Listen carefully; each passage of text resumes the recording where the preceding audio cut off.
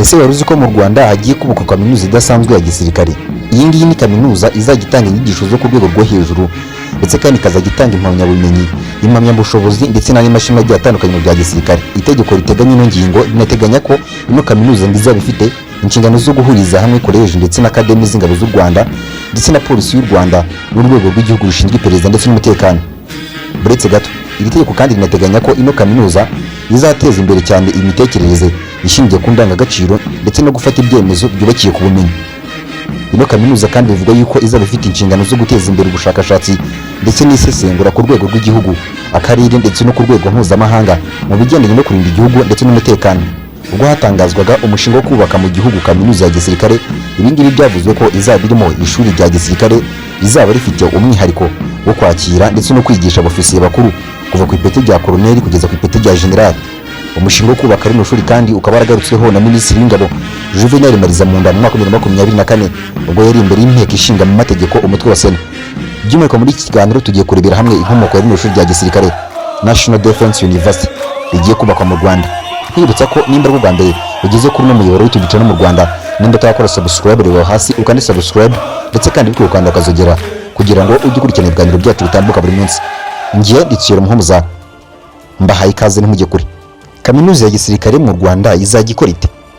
Inteko ishinga amategeko umutwe w'abadepite iherutse kwemeza itegeko rishyiraho kaminuza y'igihugu ya gisirikare. Ino kaminuza ikazajya ihuza inyigisho zose za gisirikare, amahugurwa ndetse n'ubushakashatsi mu bigendanye no kurinda igihugu ndetse no kubungabunga umutekano wacyo. Iyi kaminuza bivugwa yuko izaba itanga inyigisho zo ku rwego rwo hejuru, izajya itanga impamyabumenyi, impamyabushobozi ndetse n'andi mashami yose agiye atandukanye mu bya gisirikare. Iri tegeko kandi rinateganya ko ino kaminuza izaba ifite inshingano zo guhuriza hamwe koleji ndetse na akademi z'ingabo z'u Rwanda ndetse na polisi y'u Rwanda ndetse n'urwego rw'igihugu rushinzwe iperereza ndetse n'umutekano. Iri tegeko kandi rinateganya kandi ko iyi kaminuza izateza imbere imitekerereze ishingiye ku ndangagaciro ndetse no gufata ibyemezo byubakiye ku bumenyi. Iyi kaminuza izaba ifite inshingano zo guteza imbere ubushakashatsi ndetse n'isesengura ku rwego rw'igihugu, akarere ndetse no ku rwego mpuzamahanga mu bigendanye no kurinda igihugu ndetse n'umutekano.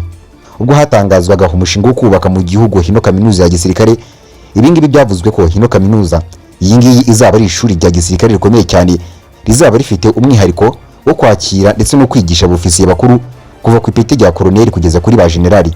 Umushinga wo kubaka iri shuri wagarutsweho na Minisitiri w'Ingabo General Marizamunda mu mwaka 2024 ubwo yari imbere y'inteko ishinga amategeko umutwe wa Sena. Ati ku bigendanye na kaminuza, ubu ngubu amashuri ya gisirikare dufite ni menshi, ariko ayari ku rwego rwa kaminuza ni ririya shuri rya gisirikare ry'Igako ndetse n'iriya shuri ry'Inyakinama.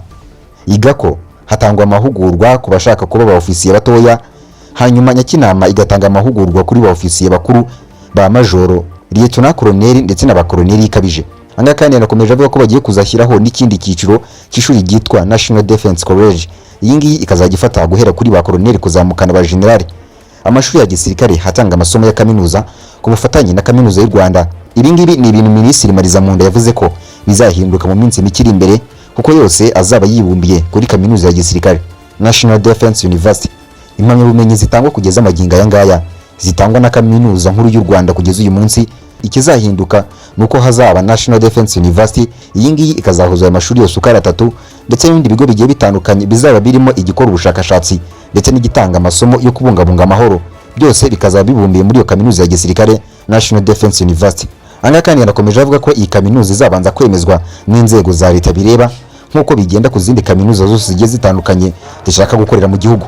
Minisitiri Marizamunda kandi anga yanasobanuye ko aya mavugurura agamije kunoza imiyoborere ya RDF Rwanda Defense Force kugira ngo izabashe gusohoza neza inshingano zayifite zo kurinda umutekano w'igihugu.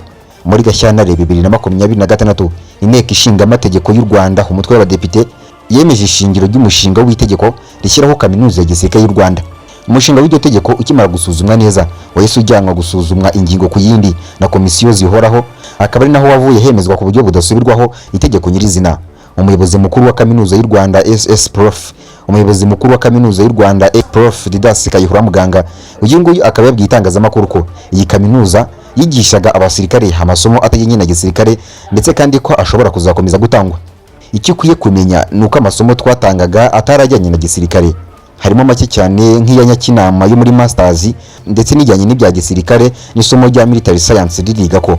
Anga kandi yanakomeje avuga ko ibindi bigisha ari amasomo asanzwe nk'ayo bigisha muri kaminuza za porogaramu zabo zigiye zitandukanye. Ayo ngayo rero akaba ari menshi nk'iga ko aho bafite porogaramu zigera kuri 11 kugeza magingo aya ngaya.